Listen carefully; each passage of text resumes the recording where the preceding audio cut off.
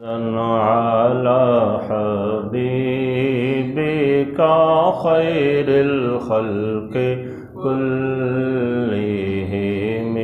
مولاي صل وسلم دائما أبدا على حبيبك خير الخلق كلهم. بسم اللہ الرحمن الرحیم. الحمد للہ رب العالمین والصلاة والسلام علی سید الانبیاء والمرسلین. اما بعد فاعوذ باللہ من الشیطان الرجیم. بسم اللہ الرحمن الرحیم. للرجال نصیب مما ترک الوالدان والاقربون وللنساء نصیب مما ترک الوالدان والاقربون مما قل منه او کثر نصیبا مفروضا. صدق اللہ العظیم. احباب دی وقار، آج ہمیں سورۃ النساء کی آیت نمبر 7 پڑھنے کی سعادت حاصل ہو رہی ہے. اس آیہ بینہ میں خالق ارض و سماوات نے ورثاء کے حوالے سے بیان فرمایا کہ جو مرد ہیں وہ بھی اپنے والدین یا جو قریبی رشتہ دار ہیں فوت ہو جائیں تو ان کے وارث بنتے ہیں. ایسے ہی عورتیں بھی اپنے باپ دادا میں سے اگر کوئی فوت ہو جائے تو ان کی وارث بنتی ہیں.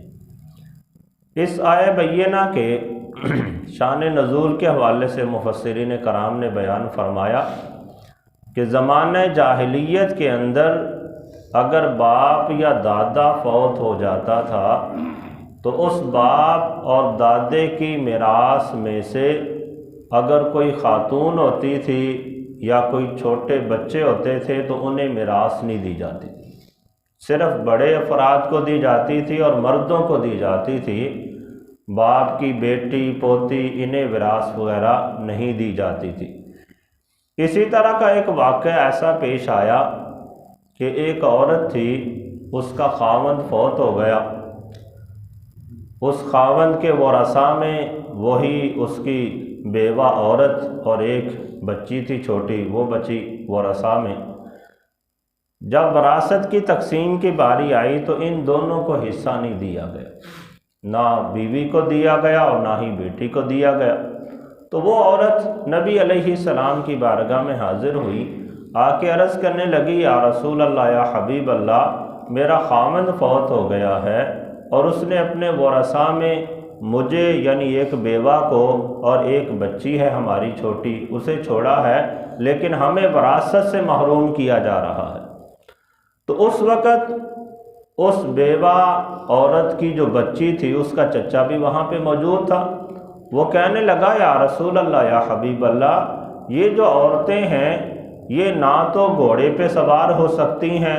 نہ گھاس کا گٹھا اٹھا کے لا سکتی ہیں، نہ میدان جنگ میں جا کے دشمن کا مقابلہ کر سکتی ہیں، نہ ہی کما کے لا سکتی ہیں. مطلب یہ کہ اس نے اس انداز سے اعتراض کیا کہ جب یہ جنگ نہیں کر سکتی، کما نہیں سکتی، گھاس وغیرہ اٹھا کے نہیں لا سکتی، تو انہیں وراثت کیوں دی جائے؟ تو اس موقع پر اللہ جل شانہ نے یہ آیہ بینہ نازل فرمائی. ارشاد فرمایا، للرجال نصیب مما ترک الوالدان والاقربون، مردوں کے لیے اس مال میں سے حصہ ہے جس کو ماں باپ اور قرابت داروں نے چھوڑا. پھر آگے اس کا برعکس جملہ ارشاد فرمایا، وَلِلنِّسَاءِ نَصِيبٌ مِّمَّا تَرَكَ الْوَالِدَانِ وَالْأَقْرَبُونَ، اور عورتوں کے لیے بھی اس مال میں سے حصہ ہے جس کو ماں باپ اور قرابت داروں نے چھوڑا. یعنی اللہ تعالیٰ نے ان زمانہ جاہلیت کے لوگوں کے نظریے کا بالکل رد فرما دیا جو کہتے تھے کہ ہمارے ورثاء میں صرف مرد ہوں گے اور بالغ بچے ہوں گے، چھوٹے بچوں کو وارث نہیں بناتے تھے یا عورتوں کو وارث نہیں بناتے تھے. تو رب تعالیٰ نے یہاں پہ صراحت کے ساتھ بیان کر دیا کہ باپ دادا میں سے کوئی فوت ہو جائے تو اس کے مرد بھی وارث بنتے ہیں اور عورتیں بھی ان کی وارث بنتی ہیں، اور یہ بھی قید نہیں لگایا کہ ان کے وارث بننے کے لیے بالغ ہونا شرط ہے، نہیں، اگر ایک دن کا بچہ بھی ہے وہ بھی وارث بنتا ہے، بلکہ فقہا نے یہاں تک بیان کیا کہ جو جنین ہے، ماں کے پیٹ کے اندر ہے، وہ بھی باپ کی وراثت کے حوالے سے وارث بنتا ہے، تو شریعت نے انہیں حق دیا ہے۔ تو احباب دی وقار، یہاں پہ ایک تو اس بات کا واضح طور پہ اظہار ہو گیا کہ جیسے مرد وارث بنتے ہیں ایسے ہی عورتیں وارث بنیں گی، اور اسی انداز سے یہ بھی ظاہر ہو گیا کہ جیسے بڑے افراد، بالغ افراد مرنے والے کے وارث بنتے ہیں، ایسے ہی جو چھوٹے بچے ہیں وہ بھی ان کے وارث بنتے ہیں۔ یعنی وراثت کے اعتبار سے مرد اور عورت کا فرق نہیں ہے وارث بننے کی حیثیت سے، ویسے حصوں کے اعتبار سے تو فرق ہے۔ مثال کے طور پہ اگر باپ فوت ہوا ہے تو اس کے ورثاء میں بیٹا اور بیٹی ہیں، تو للذکر مثل حظ الانثیین کا قانون دیا کہ بیٹے کو 2 حصے ملیں گے، بیٹی کو 1 حصہ ملے گا، لیکن یہ فرق نہیں ہے کہ بیٹوں کو ملے اور بیٹی کو نہ ملے، یا اس کا برعکس ہو کہ بیٹی کو ملے اور بیٹے کو نہ ملے، ملے گا دونوں کو ہی، لیکن ملے گا ان کے حصوں کے حساب سے۔ پھر یہاں پہ اللہ جل شانہ نے ایک ارشاد فرمایا والاقربون، اور قرابت دار، یعنی جو بندہ فوت ہوا ہے، جو اس کے زیادہ قریبی ہے وہ اس کا وارث بننے کا زیادہ حقدار ہے، جو اس کا قرابت دار تو ہے لیکن ذرا بعید کے درجے کا ہے، اس سے اولا درجے کا یا ادنا درجے کا وارث موجود ہے، تو جو بعید والے درجے کا ہے وہ وارث نہیں بنے گا۔ اس کی مثال دی فقہاء کرام نے کہ مثال کے طور پہ ایک شخص فوت ہوا، اس کے ورثاء میں بیٹا بھی ہے اور یتیم پوتا بھی ہے۔ اب بیٹے کا بھی باپ کے ساتھ تعلق ہے، واسطہ ہے کہ وہ اس کی اولاد میں سے ہے، پوتے کا بھی اس مرنے والے کے ساتھ تعلق ہے کہ یہ بھی اس کی اولاد میں سے ہے، لیکن بیٹا اس مرنے والے کے ساتھ بغیر کسی واسطہ کے لاحق ہے، بغیر کسی واسطہ کے اس کا بیٹا ہے، لیکن جو پوتا ہے اس میں واسطہ آ گیا کہ اس میں پہلے بیٹا آیا، پھر بیٹے کی آگے اولاد آئی، تو جب بیٹا موجود ہو تو ایسی صورت میں پوتے کو وراثت نہیں ملتی، کیونکہ اللہ نے ارشاد فرمایا اقربون، جو زیادہ قریب والا ہے وہ وارث بنے گا۔ تو شریعت مطہرہ میں یہ اصول ہے کہ اگر بیٹا موجود ہے تو ایسی صورت میں وراثت بیٹوں کو ہی ملے گی، اس سے آگے جو بعید درجے میں پوتے آ جاتے ہیں، پوتوں کو وراثت شرعی طور پہ نہیں ملتی۔ پھر آگے اللہ جل شانہ نے یہ بھی بیان فرمایا مما قل منہ او کثر، چاہے مال کم ہو یا زیادہ ہو، ایسا نہیں ہے کہ جس کا بہت زیادہ مال ہو اس کی تو وراثت تقسیم ہو، لیکن جس کا مال تھوڑا ہو اس کی وراثت تقسیم ہی نہ ہو۔ اللہ نے صراحت کے ساتھ بیان فرما دیا مما قل منہ او کثر، چاہے مال کم ہے یا زیادہ ہے، نصیبا مفروضا، ہر بندے کو اس کے فرضی حصے کے مطابق دے دیا جائے گا۔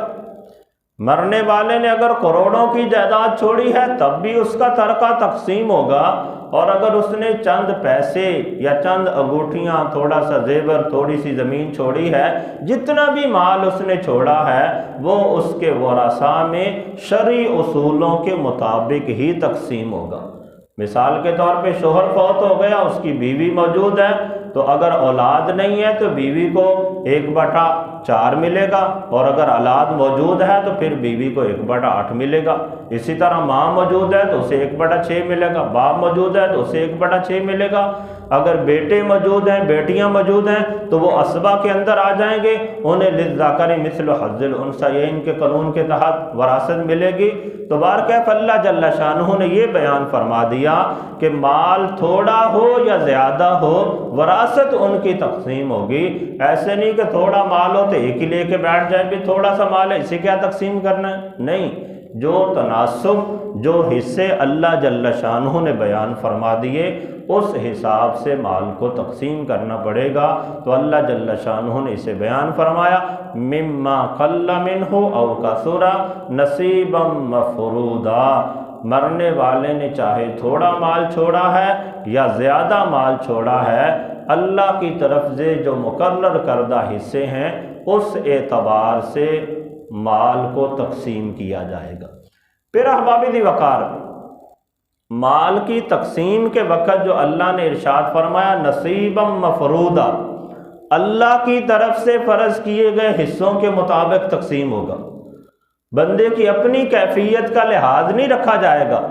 ایسے نہیں ہے کہ دو بیٹے ہیں، ایک بیٹا بہت زیادہ غریب ہے، ایک بیٹا جائیدادوں کا مالک ہے، تو ہم کہہ دیں کہ جو غریب ہے اسے زیادہ ملنا چاہیے، جو امیر ہے اسے تھوڑا ملنا چاہیے۔ یہ نہیں ہے، چاہے کوئی غریب ہے یا امیر ہے، بڑا ہے یا چھوٹا ہے، ہاں میت کے ساتھ اس کے قرب کے اعتبار سے دونوں اگر برابر درجے کے ہیں تو ایسی صورت میں دونوں کو برابر ہی حصہ ملے گا۔